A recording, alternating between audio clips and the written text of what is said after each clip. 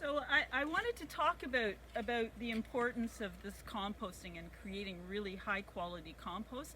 I've been using Johnson Sioux bioreactors for 5-6 years, I'm not sure, but I find what I'm using for my nutrient looping on farm is I'm taking the ramio wood chips, the wood chips that I have.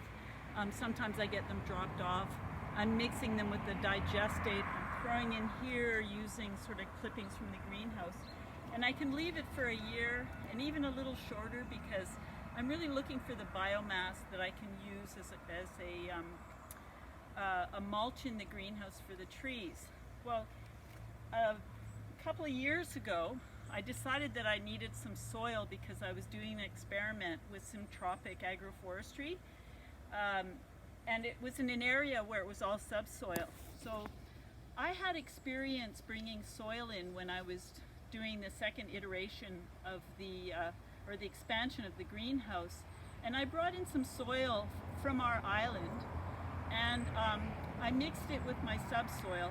And I was just so amazed by this soil. It was so beautiful, full of all kinds of biology, really healthy, beautiful aggregates. And so I talked with this guy who had this place, and he told me that he got this soil from beside the fields where an alder grove, a tree grove, had been growing, and I guess they felled the trees and they were harvesting this soil. And it was just spectacular soil.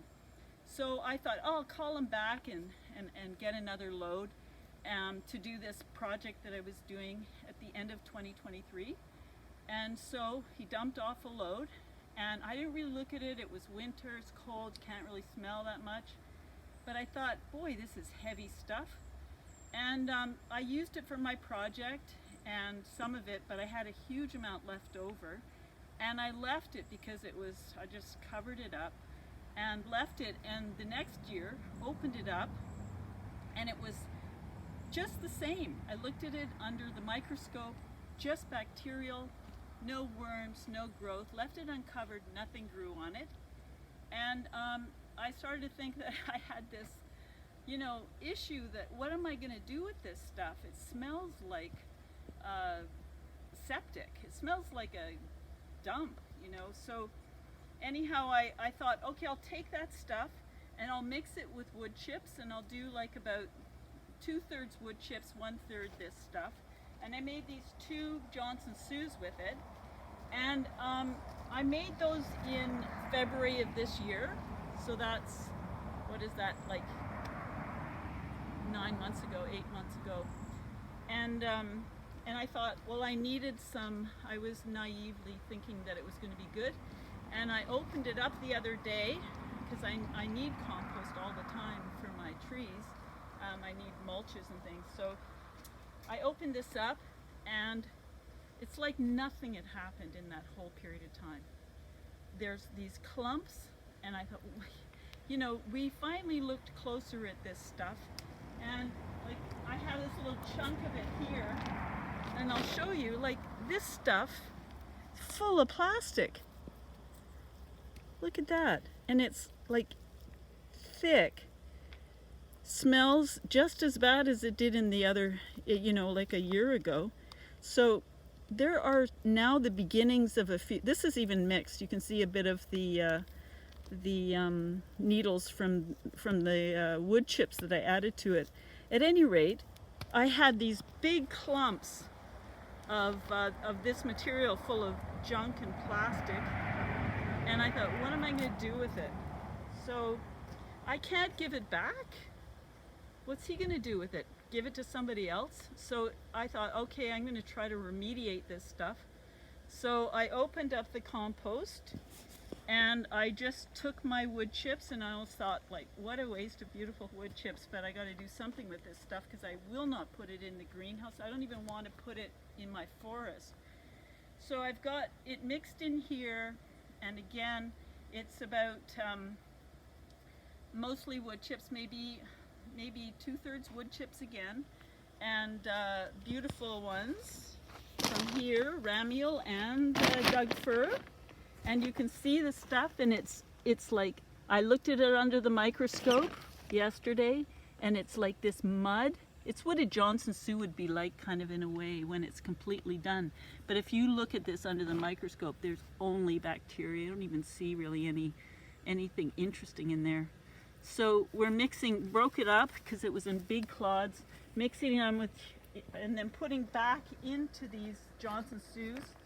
And these are the two that I made out of that one Johnson Sue. This one here is again the same material, but we really broke it down and mixed it up. And this is why I'm doing this, is because I'm encouraged to see there's a little bit of biology starting to happen in this one, because we really broke it up. So I'm thinking that that one might work. But I'm just saying this so that I warn you that you really have to look at what you're buying and be careful, or you're going to end up with a nightmare like this. So anyhow, that's what I wanted to talk about. But I also wanted to show the, just come over here to the original pile. And what I've found is if I take wood chips and I put them over the ground like this, and I just walk on it, you know, all winter long I'm walking on this, but it's on top of non-disturbed soil. If I take a penetrometer to this, the penetrometer is just going to go under there after the winter. It's just like really healthy. And, you know, there's stuff going on. There's lots of mycelium and, you know, fungal hyphae. Okay, but in this circumstance, I do have the wood chips sitting on top of soil, and it was sitting on top of this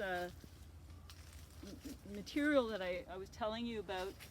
And I would have expected that with moist wood chips on top of this, that there would start to be some mycelial stuff. Look at this. I've got mushrooms growing all on the top of this thing. They're all over. And yet, when I look at what was left of the pile here, and here I dug this up already, but this is what it looks like now. And if I look at this under the microscope, I'm not really even seeing any fungal hyphae in it.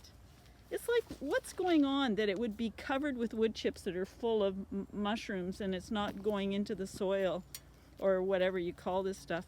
I do see aggregates, sort of. It's an interesting thing, but if I wet this, it would just be mush. It would fail on a slake test.